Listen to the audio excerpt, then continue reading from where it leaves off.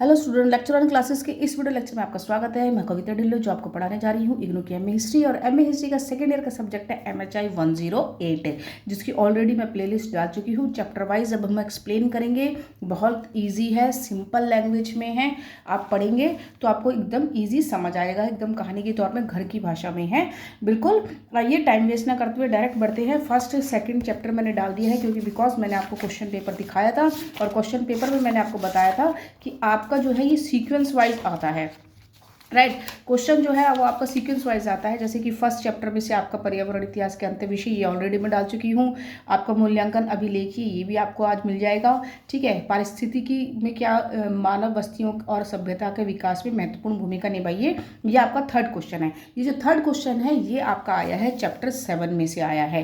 Right, जितने भी आपके जो फर्स्ट और दो क्वेश्चन है उसमें ये सारी चीज़ें एक साथ एक्सप्लेन करने के लिए आई है। राइट, जो मैं ऑलरेडी आपको एक्सप्लेन कर चुकी हूँ। ठीक है, जो आपको मुझे इंपॉर्टेंट लगता है उस बेस पे मैं आपको पढ़ा रही हूँ। ठीक है, देखो इसमें लिखा है थर्ड क्वेश्चन में, पारिस्थितिकी ने भारत में मानव बस्तियों और सभ्यता के विकास में महत्वपूर्ण भूमिका निभाई। राइट, अब इसका मतलब क्या होता है? इसका चैप्टर का जो नाम है चैप्टर 7 आपका है पूरा पर्यावरण अनुकूलन। पूरा पर्यावरण अनुकूलन का मतलब होता है कि पुरातात्विक जो पैलियोलिथिक एज थी उस समय हमारा पर्यावरण कैसा था, उस पर्यावरण ने कैसे अडेप्टेशन की है कि हम उसमें मानव बस्तियां बसी, लोगों ने नगरीकरण किया, हड़प्पा सभ्यता आई, मोहनजोदाड़ो, मिस्र, जितनी भी सभ्यता आई हैं, जो भौतिक जो परिदृश्य होता है, जो लैंडस्केप होता है, उसके अकॉर्डिंग ही इंसान वहाँ पर अपनी बस्तियाँ बसाता है जहाँ पर उसको उसके जीवन व्यापन करने के लिए सारी चीज़ें उपलब्ध हों। राइट, जैसे कि उसको पानी चाहिए, साफ पानी चाहिए। ठीक है, ऐसा नहीं है कि बारिश हो तो लैंडस्लाइड हो तो पहाड़ गिर के उनके ऊपर गिर जाए, इस तरह की कभी वो सुरक्षा भी देखते हैं। राइट, और वहाँ पर मतलब भूमि उपजाऊ हो तो वो खेती भी कर सकते हैं। सबसे मेजर जो सबसे बड़ी प्रॉब्लम है वो है पानी। इसलिए जितने भी स्टार्टिंग में आपकी जो सभ्यताएं आई हैं, सिविलाइजेशन आई है, that is near the river के पास आई है। जैसे मिस्र की सभ्यता, नील घाटी की सभ्यता, ठीक है, सिंधु घाटी की सभ्यता, जो सिंधु घाटी की हड़प्पा सभ्यता, मोहनजोदाड़ो, मेसोपोटामिया में यूक्रेटिस नदी, तो इस तरीके की सभ्यताएं हैं, ये नदी के किनारे है। तो इसी चीज़ को आपको क्या करना, बहुत अच्छा एक्सप्लेन कर सकते हैं। सिंपल है, देखने में ऐसा लग रहा है कि कितना डिफिकल्ट क्वेश्चन है। इन्होंने क्या किया है कि इन्होंने अपना, मैंने कहा ना कि ये लैंग्वेज के साथ खेलते हैं, इन्होंने आपके लेसन के 3 क्वेश्चन थे, तीनों क्वेश्चनों को एक साथ इन्होंने इसमें एक्सप्लेन कर दिया है। राइट, मैं आपको तीनों क्वेश्चनों का एक साथ जो क्वेश्चन इन्होंने बनाया है वो मैं आपको एक्सप्लेन कर देती हूँ कि किस तरीके से बनाया है। राइट, 37, ठीक है, ये आपका चैप्टर है। इसमें देखो आपके 3 क्वेश्चन हैं। मानव बस्तियों में भौगोलिक परिदृश्य बताइए, ठीक है, भूवैज्ञानिकों ने, और आपके कृषि में। तो उस तरीके से मतलब कृषि ने, भूवैज्ञानिकों ने उन सब चीज़ों को निरीक्षण करके कि मानव बस्तियां क्यों बसी, वहाँ पर सभ्यताएं क्यों आई है, ऐसी इकोलॉजिकल सिस्टम क्या था कि जिसके कारण बसी है। तो पहला आ जाता है पानी, नदियाँ। ठीक है, उसके बाद आ जाता है आपकी, मैंने जो शॉर्ट आपकी बुक से लेकर निचोड़ करके आपके लिए बनाया है, स्थलाकृति, यानी कि लैंडस्केप जो होगा आपका, परिवहन महामार्ग, क्योंकि सभ्यताएं थी एक दूसरे के साथ कम्युनिकेट करेंगे, व्यापार बढ़ेगा, तो उनको ऐसा पहाड़ चढ़ना बहुत डिफिकल्ट होता है, तो इसलिए पहाड़ों में इतनी ज़्यादा सभ्यताएं नहीं बसी हैं। कहाँ बसी है? प्लेन्स में बसी है। ठीक है, तो वहाँ से क्या हुआ, उनकी संस्कृति डेवलप हुई कि वहाँ के लोग कैसे रहते थे। पुरातात्विक खोज से हमें उनकी संस्कृति के बारे में भी पता चला है। ठीक है, तो ये सब चीज़ें आपको इस आंसर के अंदर एक्सप्लेन करनी है। मैंने आपको जो पॉइंट्स बताए हैं, इसमें 5 पॉइंट्स बताए हैं, उनको आप और भी अच्छा से बढ़ा चढ़ा के लिख सकते हैं। देखिए मैंने कैसे पॉइंट बनाए हैं, उसी के अकॉर्डिंग आप आंसर बना के भी लिख सकते हैं। बहुत ईजी है, 20 मार्क्स आपके आराम से आ जाएंगे। ठीक है, लेकिन जो बुक के पॉइंट है वो बेटा आपको जरूर इंक्लूड करना है, क्योंकि एग्जामिनर को वही चाहिए आंसर में जो वो चाहता है, जो उन्होंने टेक्स्ट बुक में दिया है, और उसके अकॉर्डिंग ही आपको आंसर लिखना है। अगर आप 5, 6, 7 पेज का आंसर लिख देंगे और वो चीज़ नहीं लिखेंगे तो आप सोचेंगे कि हमने कितना अच्छा आंसर लिखा है, लेकिन आंसर के मार्क्स तो आए ही नहीं हैं। ऐसा बहुत से बच्चों के साथ हुआ है। ठीक है, तो जो पॉइंट्स मैंने आपकी बुक से लिए हैं उन्हीं को आपको एक्सप्लेन करना है। ठीक है। तो सिंपल है, चाहे आप इंग्लिश में पेपर दें चाहे हिंदी में पेपर दें, कॉन्सेप्ट समझ आ जाएगा तो आप आराम से उसको हिंदी में एक्सप्लेन करके लिखिए। वहाँ पर लैंग्वेज का कोई इश्यू नहीं होता, ठीक है। इंग्लिश वाले हिंदी में भी लिख सकते हैं आंसर। प्राचीन काल से ही मानव बस्तियाँ वहाँ बसाई गई जहाँ जलवायु अनुकूल थी। मतलब ऐसा तो नहीं है कि बार बार तूफान आता हो, बार बार बाढ़ आती हो, इस तरीके की प्रॉब्लम। मतलब जहाँ की जलवायु ऐसा ना हो कि बिल्कुल फ्रीजिंग पॉइंट हो और ऐसा ना हो कि बिल्कुल तपता हो, तो वहाँ की जलवायु जो अनुकूल होएगी वहीं पर आपकी सभ्यताएं बसेंगी। जैसे मिस्र की सभ्यता, नील नदी की सभ्यता जो थी, उनकी अनुकूल परिस्थितियों में इकोलॉजी में मानव बस्तियां बसाई गई। जैसे सिंधु घाटी की सभ्यता, मेसोपोटामिया की सभ्यता आदि। शुरुआत से ही मानव ऐसे क्षेत्रों में बसते थे जहाँ साफ पानी, पोषक तत्व, भरपूर मिट्टी उपजाऊ, जहाँ पर वो फसल उगा सके, घास के मैदान, इस तरीके के जगह वो पर सभ्यताएं पनपी थी। तो ये क्या है, पूरा आपको पारिस्थितिकी यानी कि इकोलॉजिकल सिस्टम को एक्सप्लेन करना है। कि इकोलॉजिकल सिस्टम को एक्सप्लेन करेंगे कि किस इकोलॉजिकल सिस्टम के कारण बस्तियाँ बसी, वो चीज़ है आपको इसमें एक्सप्लेन करनी है। बुक में आपके 2-3 क्वेश्चन है, 2-3 क्वेश्चनों को सबको एक साथ आपको इसमें एक्सप्लेन करना है।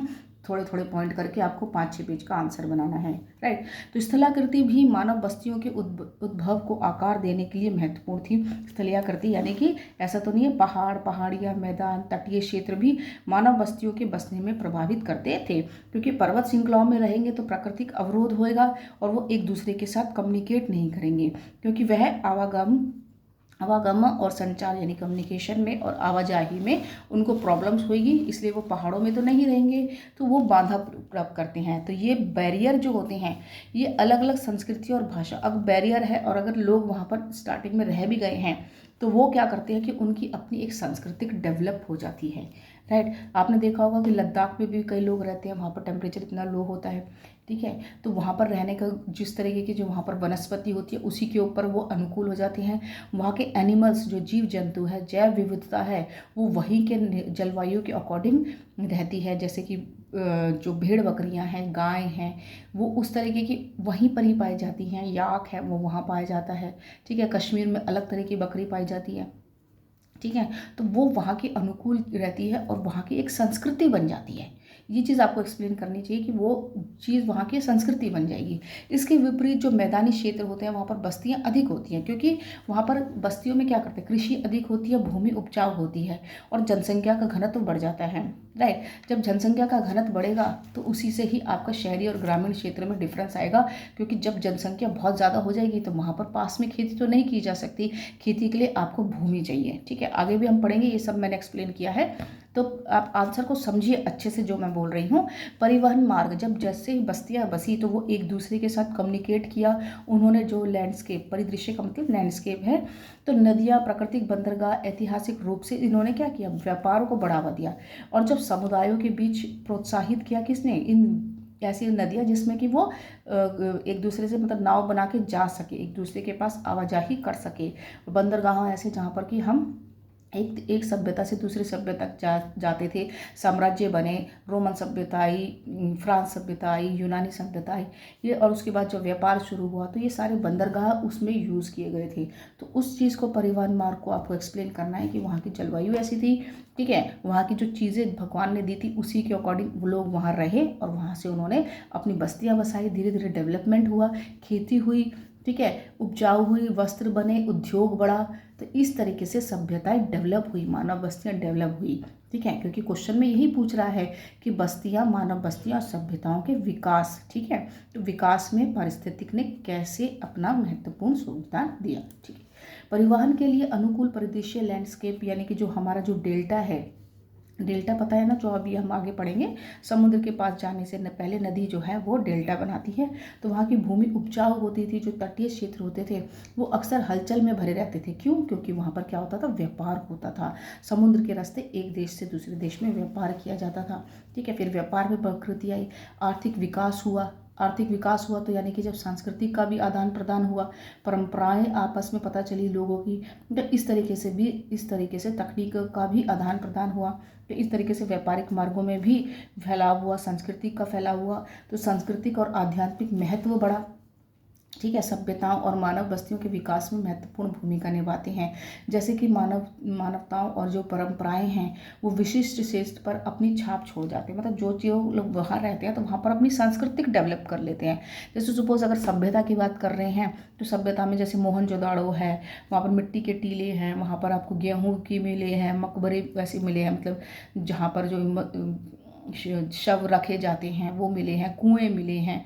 ठीक है, और जैसे कश्मीर की तरफ जाएंगे वहाँ पर उसके बाद जब डेवलप हुआ पश्मीना शॉल, कुएँ, मकबरे, इमारतें, महल, सिंचाई के साधन, ये सब क्या करते हैं अपनी तरीके एक सांस्कृतिक डेवलप करते हैं।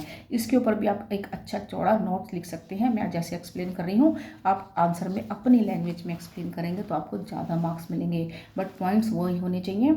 आप इसका स्क्रीनशॉट ले लीजिए बेटे, और अगर कोई भी चीज़ छूट जाती है तो आप मुझे कमेंट सेक्शन में लिखिएगा, मैं आपके लिए दोबारा इसका PDF सेंड कर दूँगी।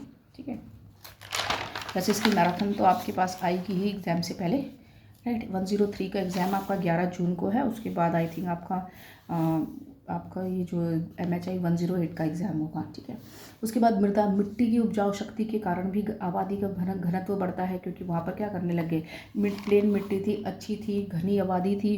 ठीक है, खेती हुई, खेतियों के लिए बस्तियाँ बसी, तो उसी चीज़ ने मैंने कहा ना कि आपका ग्रामीण जीवन और शहरी जीवन में डिफरेंस आ गया। और फिर जो ग्राम में जो अनाज उगता था वो शहर में ट्रांसपोर्ट किया जाता था।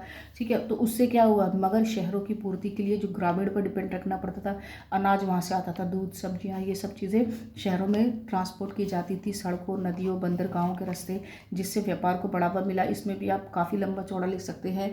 और जैसे पारिस्थितिक तंत्र में घास के मैदानों का एक महत्वपूर्ण है, क्योंकि आपका एक चैप्टर ये क्वेश्चन ही नेक्स्ट क्वेश्चन ही घास के मैदानों पे है। ठीक है, वो भी बहुत ज़रूरी होते हैं। जैव विविधता, जंगल है, घास है, वहाँ पर क्या है, अलग अलग तरह के जीव है, कीटाणु हैं, स्तनधारी हैं, तो ये सब क्या करते हैं, एक इकोलॉजिकल बैलेंस करते हैं। इनको हम अपनी योग्यता के अनुसार, अपनी जीविका के अनुसार इनका इस्तेमाल किया जाता है। ठीक है, इसके ऊपर भी आप जैव विविधता के कारण जो बताया मैंने कि कश्मीर में कैसी बकरी पाई जाती है, और जैसे याक पाला जाता है, भेड़ पाली जाती है, कहीं पर गाय पाली जाती है, कहीं पर हाथी पाले जाते हैं, कहीं घोड़े, मतलब वो जैव विविधता है कि जिसके कारण कि हम अलग अलग जो जीवन जिया जाता है उसमें उनका उपयोग किया जाता है मानव बस्तियों में। ठीक है, इसके ऊपर भी आप लंबा चौड़ा अपना आंसर लिख सकते हैं। आई होप आपको यहाँ तक समझ आया होगा। ठीक है, ये आपका चैप्टर 7 था। देखिए अब आपका जो नेक्स्ट चैप्टर है वो है आपका चैप्टर 4, जो क्वेश्चन है डेल्टा और दुआब, वो ये आपका सिर्फ चैप्टर 7 है, 8 है। मैंने आपको बोला था कि 8, 9 तक जो आपके चैप्टर्स होते हैं वो आपके पार्ट 1 में आते हैं। ठीक है, बाकी जो है आपके पार्ट 2 में आते हैं उसके बाद, राइट। तो जैसे कि डेल्टा और तटीय ऑलरेडी मैं एक्सप्लेन कर चुकी हूँ। दिसंबर वाले में मेरे पास नोट्स नहीं थे तो मैंने बुक से ही, दिसंबर का जब आपका एग्जाम था तो बुक से ही एक्सप्लेन किया था। प्लेलिस्ट के अंदर तो आपको पूरी एक्सप्लेन बुक मिलेगी, लेकिन उसमें रिटन आंसर नहीं दिया था मैंने, उस टाइम शॉर्टेज चल रही थी, तो दिसंबर के एग्जाम में सबके कमेंट्स आ रहे थे, तो इसलिए मैंने बुक से ही एक्सप्लेन किया था। बट नाउ मैं आपको जो है रिटन आंसर लिख के दूंगी कि आपको क्या करना है। देखो आपका चैप्टर 8 जो है नदी, डेल्टा और दुआब, ये मैंने बहुत अच्छा दिसंबर में एग्जाम में एक्सप्लेन किया था और वही आपके क्वेश्चन में भी आया है। देखो डेल्टा और दुआब पारिस्थितिक में मुख्य विशेषताओं पर चर्चा कीजिए। ठीक है, उसके बाद रेगिस्तान और घास के मैदान हैं, ये आपका नेक्स्ट 8 चैप्टर है।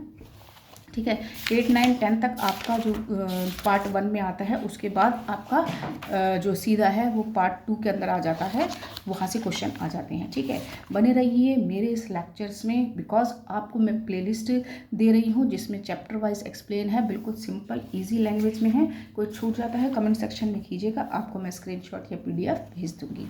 तब तक के लिए नमस्कार।